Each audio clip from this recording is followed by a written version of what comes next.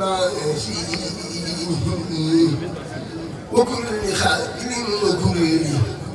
فاجي وكل حاسب وكل ظالم وكل جبار وكل جاني بعدني يا من تعالى يا مجيد من شر جن ما شيطان مريد وسر شكري وسر نادي والحر والأرض وسر ماي وسوي النفس وإني ربا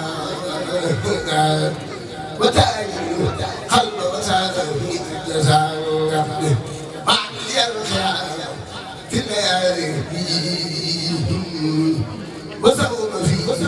نهار بالمالي وحل يمل من الرجاء وكنت مبريا بالفنائل واقتل بي واقتل ربي فتن بينا لا يرى لي مثليا أدي حمد الله وقبل رسوله